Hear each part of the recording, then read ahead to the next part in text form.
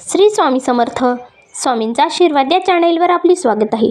स्वामी आपल्या सर्व चांगल्या इच्छा पूर्ण करत ही स्वामींच्या चरणी प्रार्थना. आज 18 नोव्हेंबर सोमवार. आज आहे कार्तिक महिन्यातील संकष्टी चतुर्थी. या संकष्टी चतुर्थीला गणाधिप संकष्टी चतुर्थी असे देखील म्हणतात. तर या दिवशी गणपती बाप्पांची संकष्टी चतुर्थीचा व्रत करण्याला अत्यंत महत्त्व आहे. त्याचबरोबर बघा, या दिवशी गणपती बाप्पांना काही गोष्टी अर्पण करायला हवेत. यामुळे आपल्या जीवनातील सर्व समस्या दूर होतात. आपल्या मुलांची, पतीची प्रगती होते आणि आपल्या जीवनातील सर्व समस्या दूर होऊन आपल्या जीवनामध्ये सुख, शांती, समृद्धी नांदते. त्याचबरोबर बघा, गणपती बाप्पांना सुखकर्ता आणि दुःखहर्ता असे म्हणतात. तर यांची आज पूजा केल्याने आणि त्याचबरोबर संकष्टी चतुर्थीचा व्रत केल्याने आपल्या जीवनातील सर्व समस्या दूर होऊन आपल्या जीवनामध्ये सुख, शांती, समृद्धी नांदते आणि त्याचबरोबर आपल्या जीवनातील ज्या काही समस्या आहेत त्यासुद्धा दूर होऊन आपल्या जीवनामध्ये शांती आणि समृद्धी येते. संकष्टी चतुर्थीच्या दिवशी सकाळी लवकर उठावे, आपले नित्यकर्म उरकून आंघोळ करावी आणि त्यानंतर आपल्या घरातील देवपूजा करावी आणि गणपती बाप्पासमोर आपल्याला तुपाचा दिवा लावायचा आहे आणि या व्रताचा संकल्प करायचा आहे.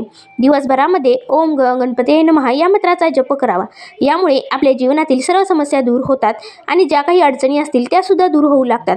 तर बघा, सतत जप केल्याने आपल्या मनामध्ये देखील सकारात्मकता घडून येते. आपल्या मनामध्ये कुठलेही वाईट विचार येत नाहीत. संकष्टी चतुर्थीच्या दिवशी गणपती बाप्पांच्या सेवा करण्याला अत्यंत महत्त्व आहे.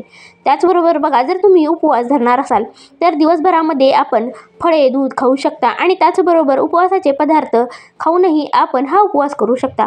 मात्र बघा, चंद्रोदयाच्या वेळी आपल्याला गणपती बाप्पांची पूजा करायची असते आणि यावेळी आपल्याला देवघराशेजारी एक पाट किंवा चौरंग मांडायचा आहे आणि त्यावर पिवळे वस्त्र अंथरून आपल्या देवघरातील गणपती बाप्पांची मूर्ती ठेवायची आहे. तर बघा, मूर्ती ठेवताना कधीही एकच काळजी घ्यायची आहे की मूर्ती ठेवताना आधी आपल्याला थोड्याशा अक्षता घ्यायच्या आहे आणि त्यानंतरच आपल्याला गणपती बाप्पांची मूर्ती ठेवायची आहे. आणि त्यानंतर बघा, आपल्याला गणपती बाप्पांना अभिषेक घालायचा आहे. अथर्वशीर्षाचे पठण करतच गणपती बाप्पांना अभिषेक घालायचा आहे. त्यानंतर पाण्याने स्वच्छ मूर्ती धुवूनच नंतर आपल्याला त्या मूर्तीची स्थापना करायची आहे.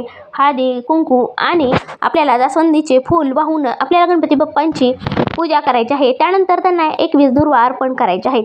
अशा प्रकारे आपल्याला ही संकष्टी चतुर्थीची पूजा करायची असते.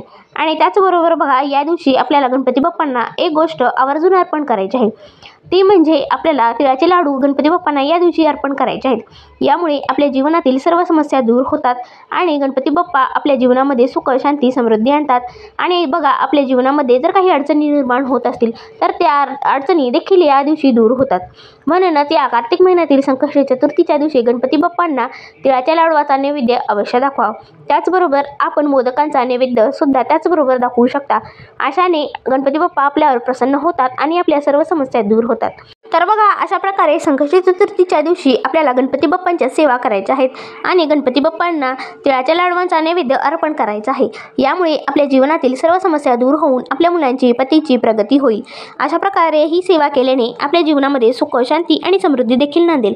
तर बघा, अशा प्रकारे कार्तिक महिन्यातील या गणाधिप संकष्टी चतुर्थीच्या दिवशी आपल्याला गणपती बाप्पांची हा उपवास धरायचा आहे आणि त्यानंतर गणपती बाप्पांच्या सेवा देखील करायच्या आहेत. संकष्टी चतुर्थीच्या दिवशी गणपती बाप्पांच्या सेवा केल्याने आपल्याला विशेष फळ मिळते आणि आपल्या जीवनातील सर्व समस्या दूर होऊ लागतात.